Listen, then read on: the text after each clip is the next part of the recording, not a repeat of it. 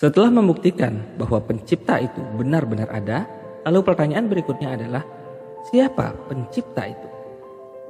Sebelum menjawab siapa pencipta, kita harus menjawab dulu berapa jumlah pencipta. Di video ini, kita akan membahas berapa jumlah pencipta itu. Hanya ada 3 kemungkinan jumlah pencipta. Ada yang mengatakan pencipta itu banyak. Ada juga yang mengklaim bahwa pencipta itu berjumlah 3. Dan pendapat yang terakhir mengatakan pencipta hanya ada 1 saja. Pencipta sifatnya pasti tak terbatas dan berkuasa atas segala sesuatu.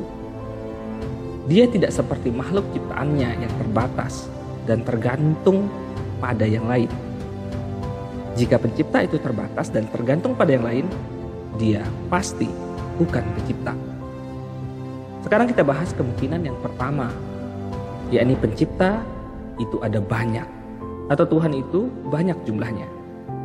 Jika ada banyak pencipta, misalnya Tuhan gunung, Tuhan laut, dan Tuhan hutan, maka yang berkuasa pada masing-masing areal tertentu, maka Tuhan gunung tidak boleh ikut campur dalam urusan Tuhan laut, dan Tuhan lautan hanya berkuasa di lautan saja.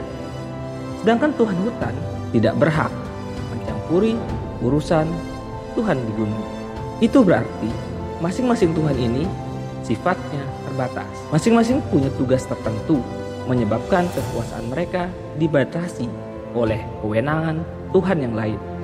Dan segala yang terbatas bukanlah pencipta sesungguhnya.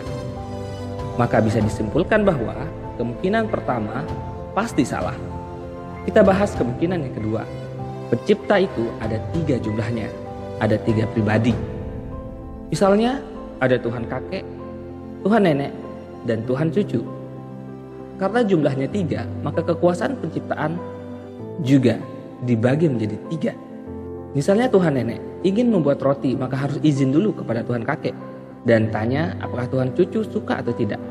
Ini membuktikan bahwa masing-masing Tuhan terbatas kekuasaannya. Dan kita tahu bahwa yang terbatas pasti bukanlah Tuhan. Maka kemungkinan yang kedua juga pasti keliru. Jika yang mereka maksud itu Tuhan memiliki 3 pribadi tapi dalam wujud yang satu, pernyataan ini lebih membingungkan lagi. Karena setiap Anda menyebut Tuhan kakek, maka wajah kakek yang akan Anda bayangkan. Dan ketika Anda menyebut Tuhan nenek, maka wajah nenek yang terlintas dalam pikiran Anda. Padahal mereka mengklaim bahwa Tuhannya punya 1 wujud dalam 3 kepribadian. Tanyakan kepada mereka, mengapa harus 3 kepribadian? Kenapa tidak 4 atau 5 saja? Jadi kemungkinan yang kedua pasti salah.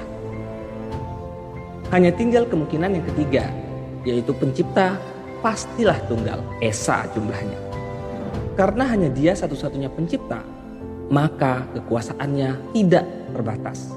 Kekuasaannya tidak dibatasi oleh Tuhan-Tuhan yang lain. Dan dia tidak berawal dan tidak berakhir. Dialah satu-satunya yang berkuasa atas segala sesuatu. Dia tidak membutuhkan segala sesuatu. Jadi kesimpulannya adalah pilihan ketiga pasti benar. Bahwa Tuhan itu mutlak ada dan jumlahnya 1. Esa.